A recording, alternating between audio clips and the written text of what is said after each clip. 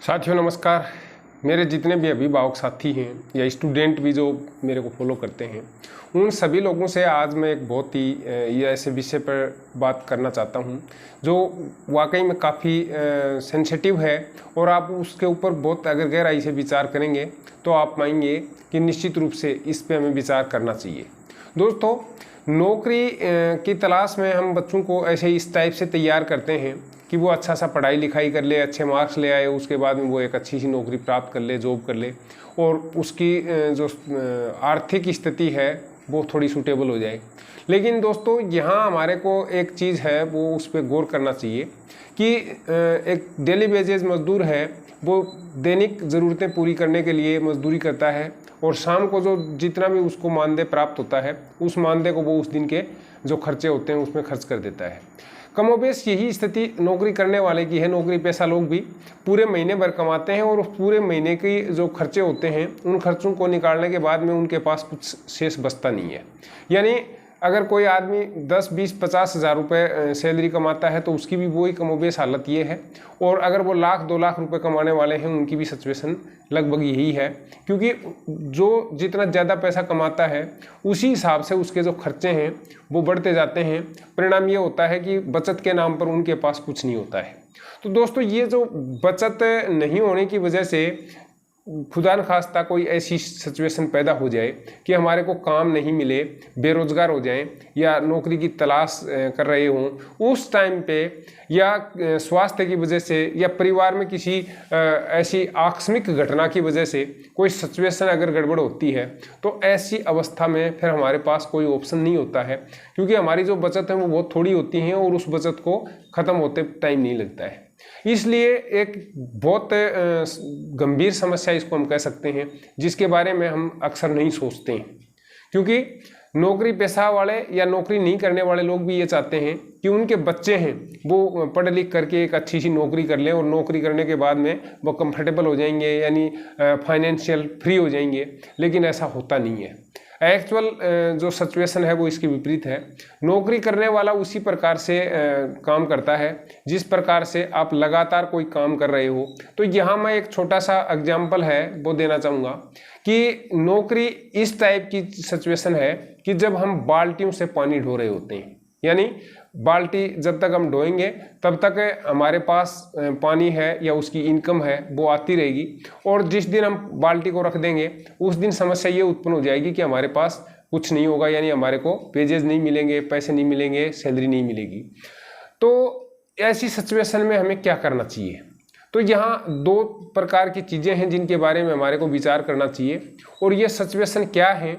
पहली बात तो ये कि हमें खुद ऐसी स्थिति उत्पन्न करनी चाहिए जिससे कि हम बजाय बाल्टी ढोने के और इस टाइप की कोई पाइपलाइन है उसका इजाद कर सकें, पाइपलाइनें हैं वो एक से ज़्यादा तैयार कर सकें, जिससे कि लगातार फ्लो बना रहे और हमारी इनकम है वो लगातार होती रहे, और जब हम काम कर नहीं रहे होते हैं तब भी हमारी इनकम बनी रहे। दूसरी ये है कि हमें अपने बच्चों को भी इसी प्रकार से शिक्षित करना पड़ेगा, क्योंकि अगर आपने थोड़ा भी गौर किया हो तो आप देखोगे कि जो भी लोग उद्योगपति हैं या जिन्होंने अपना स्वयं का बिजनेस कर रखा है या बिजनेस करते हैं, तो ये बिजनेस क्लास के लोग हैं, उनके बच्चे ज़्यादातर नौकरी नहीं करते हैं। वो उनके परंपरागत रूप से जो उनके खानदानी जो उनके धंधे होते हैं या बिजनेस होते हैं उसमें उनके बच्चे भी करीब करीब उसमें जुड़ जाते हैं या फिर उसमें कुछ नया और ऐड कर लेते हैं, यानी एक से अधिक पाइपलाइनें वो तैयार कर लेते हैं। लेकिन मिडिल क्लास में समस्या ये होती है कि हम उन पाइपलाइनों की तरफ ध्यान नहीं देते हैं, परिणाम स्वरूप सैलरी पर डिपेंड करते हैं। और सैलरी है वो पूर्णमासी का चांद कहा गया है जिसको, कि वो 15 दिन तक तो दिखाई देती है लेकिन उसके अगले 15 दिन बड़ी मुश्किल से बीतते हैं और महीना होते होते स्थिति ज्यों की त्यों हो जाती है। अगर कोई आकस्मिक घटना घटती है तो ऐसी दशा में हमारे पास और कोई चारा ही नहीं होता है। तो इस टाइप की जो सिचुएशन है उससे निकलने का एकमात्र तरीका ये है कि हम कुछ ऐसी सिचुएशन पैदा करें या पाइपलाइन पैदा करें जिससे कि जब हम काम नहीं कर रहे हों तो भी उससे इनकम है वो प्राप्त होती रहे। तो इस टाइप की जो सॉफ्ट चीज़ें हैं जिनको हम आसानी से कर सकते हैं और नौकरी करते करते कर सकते हैं, तो उसमें एक सबसे जो महत्वपूर्ण चीज़ वो है कि हम जो भी कमा रहे हैं आज के दिन उसमें से कुछ हिस्सा है वो अपना बचा के रखें, और न केवल बचा के रखें बल्कि उस हिस्से को इस तरह से नियोजित करें जिससे कि वो हमें कल एक इनकम के सोर्स के रूप में उत्पन्न हो जाए। और जब इनकम के सोर्स के रूप में हम उसको लागू करेंगे तो वो हमारे लिए एक पाइपलाइन की तरह काम करेगा। यानी जब हम काम नहीं कर रहे होंगे तब ये पैसा हमारे लिए काम करेगा। और जितने भी सक्सेसफुल लोग हैं दुनिया में, उन लोगों ने यही किया है कि उन्होंने लोगों का समय खरीद करके और पैसा, जो उनका पैसा है, उस पैसे को काम पे लगाया है और पैसा उनके लिए काम करता है। लेकिन हमारे यहाँ क्या होता है कि हम सामान्य तौर पर क्या सोचते हैं कि अपने बच्चों को अच्छे से पढ़ा लिखा करके उनको इस लायक बना दें कि वो नौकरी कर लें। जब उनके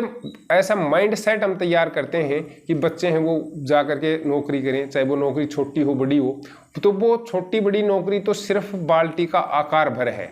सिचुएशन वही रहती है। 10,000 रुपये कमाने वाले की भी सिचुएशन यही है कि वो महीने भर उसका चला पाता है। 50,000 कमाने वाले की भी यही हालत है, और 1 लाख रुपए या 2 लाख रुपए कमाने वाले हैं उनकी भी कमोबेश यही है। क्योंकि जितनी आपकी आमदनी बढ़ती है उतने आपके खर्चे हैं वो बढ़ते जाते हैं। आपको ज़्यादा सुविधाओं की आदत पड़ती जाती है या उनका उपभोग करने की आपकी प्रवृत्ति, ये इंसान की सामान्य तौर पर प्रवृत्ति है। तो यहाँ अपन क्या कर सकते हैं कि हम कुछ ऐसी पाइपलाइनें हैं उनको ईजाद कर सकते हैं जिसको आप जब काम नहीं कर रहे हो तब भी वो आपको इनकम दे। दूसरी बात ये कि जो आपकी बचत है उसको इस ढंग से नियोजित करें जिससे कि वो हमें अतिरिक्त इनकम है वो कमा करके दे। उस इनकम को आप इकट्ठा करके अपने पास रख लेते हैं या बचत खाते में डाल देते हैं, तो उससे क्या है कि महंगाई की दर है वो इतनी ज़्यादा होती है कि उससे आपके पास कुछ बचता नहीं है,